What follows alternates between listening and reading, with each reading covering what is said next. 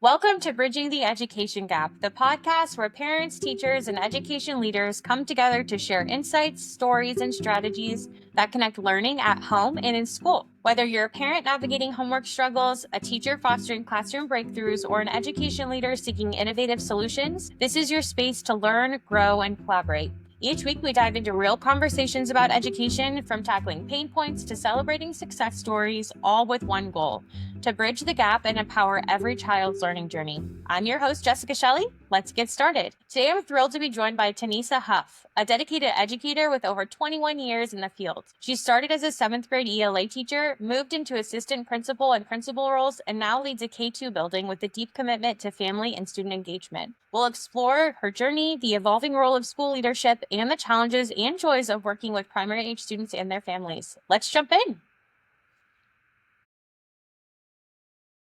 Jessica, I'm so excited to be here with you today. Yes, thank you so much for being here. I'm excited to kind of dive back into your journey in education. What first sparked your interest in education, and how did that evolve into a leadership role now? So, whenever anyone asks me this question, my journey to education was not the typical. I didn't aspire to be a teacher when I was a little kid, right? I actually wanted to be a lawyer. I had been saying it since the 3rd grade. And so, I got my BA in English from Illinois State University and thought I was going to law school. Like, I tried really, really hard. I took the LSAT 3 times. I applied to like 7 schools and I just couldn't get in. So I was a little defeated. And my mother encouraged me to go into education. She was like, "You should be a teacher. You're great with kids." And I was like, "Kids?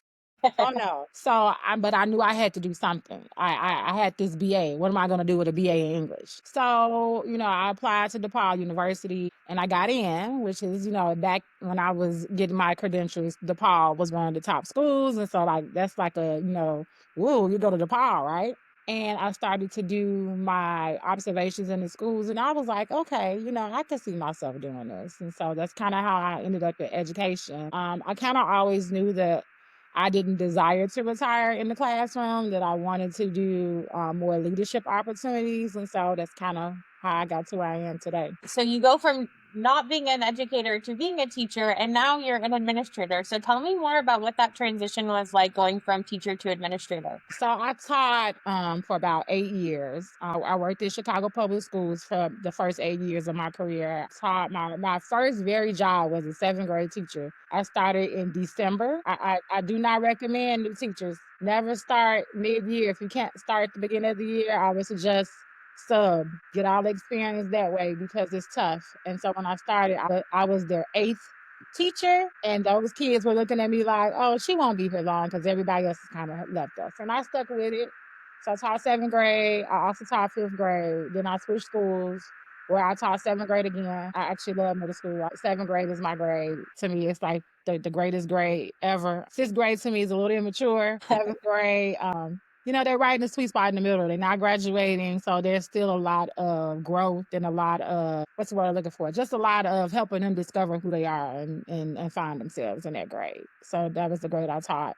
And then when I left Chicago Public Schools and I came to my current district, I was a 7th grade English language arts teacher, went right along with my BA in English. It was like meant to be, and I always tell anybody coming to where I'm at now, Forest Park School District 91 was the best decision that I ever made because I am in my 3rd role in my district, and there's not many people within my district that have had 3 different roles, 3 different opportunities to, just inspire people and guide youth and even guide adults at this point. Absolutely. Yeah. I mean, now that you're in your current role in administration, leading a K-2 building is a lot different than 7th grade English. So can you tell us a little bit more about how your role has maybe changed or evolved in the district that you're currently in? It's definitely different, right? Because I was an assistant principal of the middle school where I was a teacher at. And that in itself is challenging because you go from being colleagues and friends with these people to now you're their boss, so to speak. And, that's a little different. So that was challenging, but I was able to do it. And I think I was afraid actually of becoming a principal because I knew what that entailed and what came with that.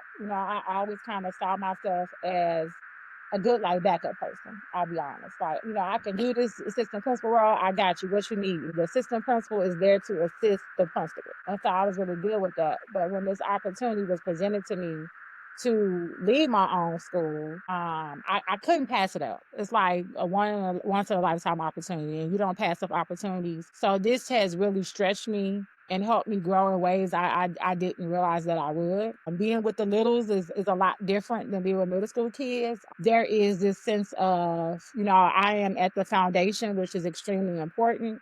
Being here, I now understand, like, if they don't get that foundation in kindergarten through second grade, their struggle from third to eighth is because they didn't get the right foundation in kindergarten through second grade. So I'm really grateful that I'm here at this position where I can say, no, this is what we have to make sure that they need, because in seventh grade, they have to be able to do X, Y, and Z. So you understand kind of mostly towards their goal of seventh grade, which is that kind of like bridge between elementary and high school. But, when it comes to leadership, what areas do you think are maybe most misunderstood, either from the teacher or the parenting perspective? Oh, I think they think we have, as a principal, that we have more power than we really do. And the role of the principal, while it is a very rewarding, very fulfilling role at times, is very challenging. And it takes the right type of person to do this role, I feel. You have to have empathy. You have to also at the same time be able to separate professional from personal and feelings. And I'm an empath. So that is something that I have struggled with in these 5 years of making decisions, being okay with my decisions, and realizing that I can't make everybody happy. It's just not possible. But if I know that I'm doing what's best for children, then that's all I can do. I've had to make some very unpopular decisions in 5 years, and it was tough. At times where I felt I was being attacked, but a decision had to be made, and I made the right decision. In like seeing it go through forward, that was the right decision at the time, regardless of the pushback that I got, or the faces, or the attitudes, or the constant questioning from parents about decisions that I'm making. But people don't realize we are not really that powerful. We have influence. But like at the end of the day, I am held accountable to so many people, which makes this job challenging, because I'm trying to balance the needs of students, the needs of teachers, the needs, the district expectations as well. And sometimes, I'll be honest, they don't always all align along with your own values and morals. So there's a struggle with that too. Like, I'm being told to do something that I don't 100% agree with, but I have to do it. That's a great perspective too, and something that I think we don't think about often from the outsider looking in on the leadership. So, how do you balance like the instructional leadership elements with the growing demands of the community engagement? You had kind of alluded to this already, but you have expectations put on you by the district. You're leading teachers for the betterment of the students. So how does kind of community engagement or parental involvement play into that? Luckily, I have a small school. I only have 137 students. So there are little things that I do to be really involved. So my parents see me every day, twice a day, because I'm at the door at 7:45 greeting all of my children by name. And I know the parents. I know the cars. Same thing with dismissal. They see me outside. So I'm like, hello, good afternoon. So I'm very visible. Visibility is, I think, huge when you are a principal. How can you know what's going on, what's needed if you're leading from your office? Can't. So that's one of the things that I do. We are fortunate that in our district, we have a director of family and community engagement. And from that person, we have, each school kind of has an engagement coordinator. So we work with these people to like plan events and activities. I'm in the process of planning a career discovery day for my kindergarten through second grade students, and my engagement coordinator is supporting me with that. We actually have a meeting on Monday. We also have a fantastic parent teacher organization. Shout out to the Forest Park PTO. They are amazing. And so I have been fortunate that I haven't had to plan a ton of activities, because we have these different people and organizations to support us in that realm. Yeah. So like those communities of support, really, whether it's inside the school district, outside of the school district, you've got a lot of people moving in the same direction for your kids, which is helpful. Absolutely. Are there any like strategies that come to mind that have helped you build strong relationships with the students, your staff, and families, maybe that you haven't already mentioned, or maybe that others that are in maybe bigger buildings or that serve more students could also maybe apply to their context? My leadership trajectory has been interesting, as I became a principal in July 2020 in the heart of the pandemic. And so I really worked hard to kind of forge connections with everybody, because we were all isolated and 6 feet apart. So when I first became principal, I made sure I did one-to-one meetings with everybody. I just wanted to know like what they loved about my school, what's working well. well, what they loved about their job. And I've kind of kept that going, not necessarily with everybody, but whenever I hire new teachers, the first year I have a monthly meeting with them for 30 minutes. And it's the opportunity for me to check in with them, see how things are going, them to ask me questions, even if they need to vent. I listen to it all. Something else I did during the pandemic was I went live. So if you Google me, I have a YouTube channel. And I went live every day that year for like announcements and the Pledge of Allegiance and all that in the mornings. That was one way. I wanted my family to know who I was and feel connected to me. So now I have that. It's kind of like a time capsule, which is pretty cool. And every so often I'll go back and I'll share a video like Flashback or Throwback Thursday, Way Back Wednesday, and just share with my staff. And it's like, what a time that was, because it's hard to believe that was 5 years ago. So those are some of the things that I do. I do send, bi-weekly newsletters to my families. Student database or information system allows us to text message families. So I'll text message them about events. We have this program called Rooms that we use. So there's a lot of communication for me, but I try to be mindful of how much communication, because I don't want to ever bombard parents, because I know they're busy and living their lives and working and doing all the things. Yeah.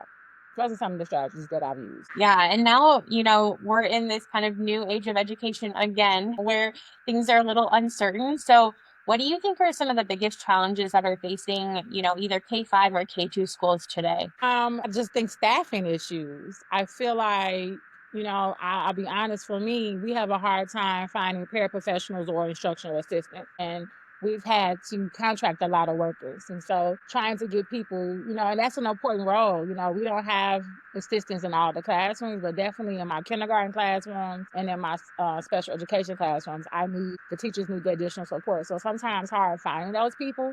So it is concerning, when we hear what's going on with the current administration, there is a little worrisome, like, are these programs and things going to be cut? Because that has the potential to have some really drastic, ramifications and a domino effect for our children. That's a great point too. And especially with like the younger students or students that are, have special needs, where they rely on that physical body in the classroom to help with those sorts of elements. It's not enough to just maybe zoom in a teacher to help teach a class. You need the physical presence of an additional adult in those rooms. So, one of the things that we had talked about initially too was, student attendance and how that might have also been impacted by the pandemic, or certain like familial sort of approaches or thoughts about education or schooling in general at, K-2. What approaches have been most effective for you to address that with your students and families?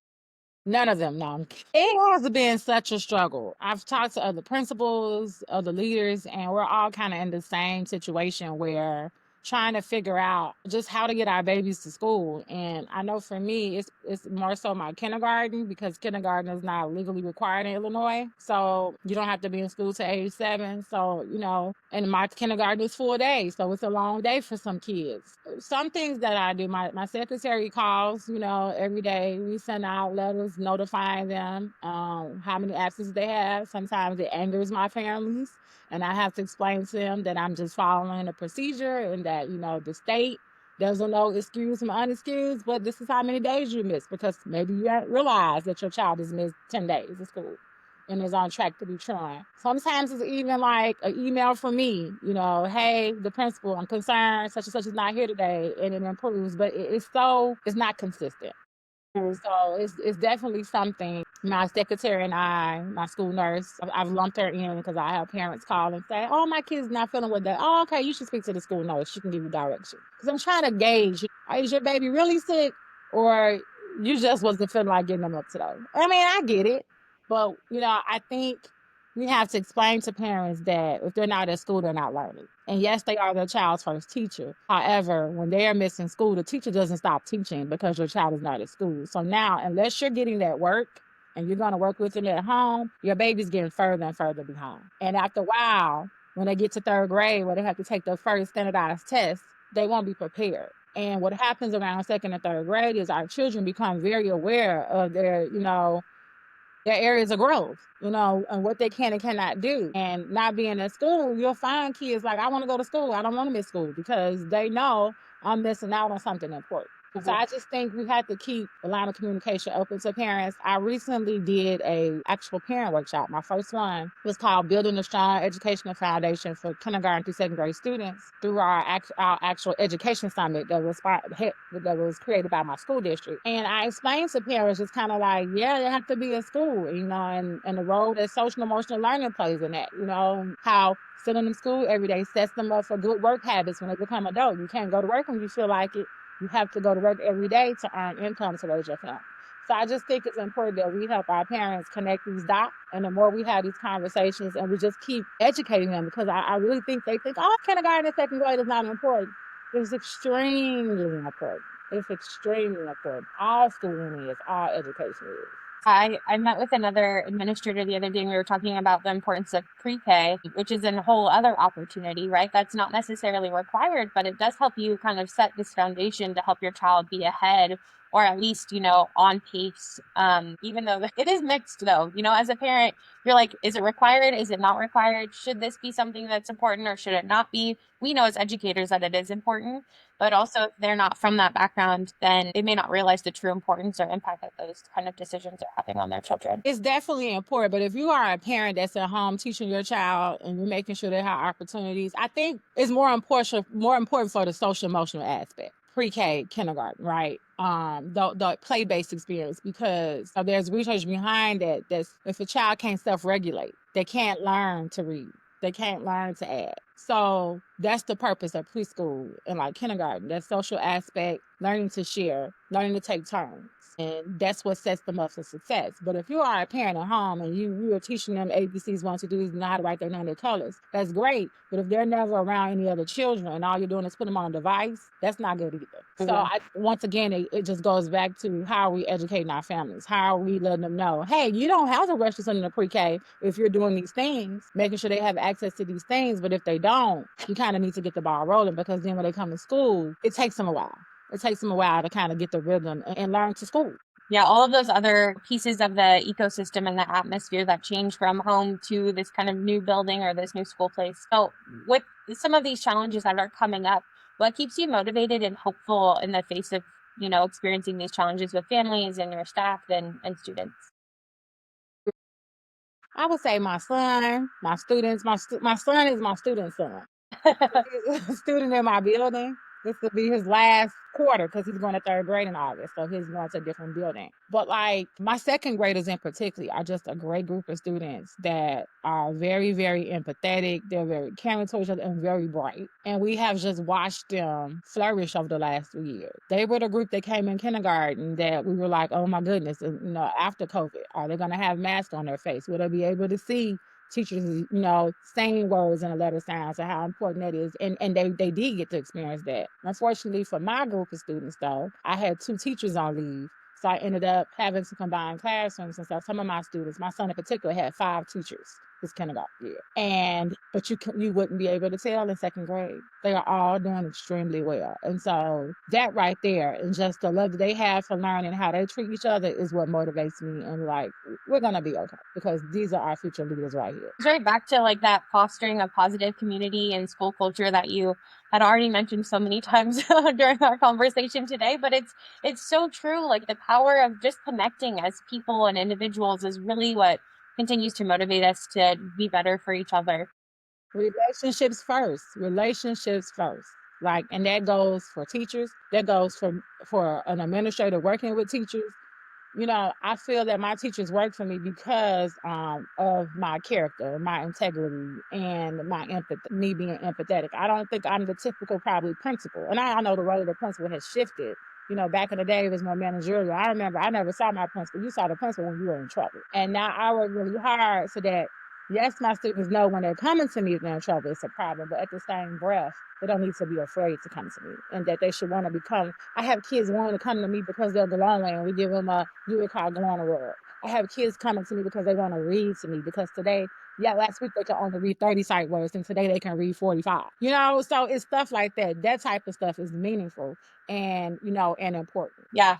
And then, as we close, what's one piece of advice that you'd give to aspiring school leaders who want to make a real difference in their communities? I would say lead with your heart, be authentic, and stay true to who you are. because in this role, there will be times where you'll feel like, who am I?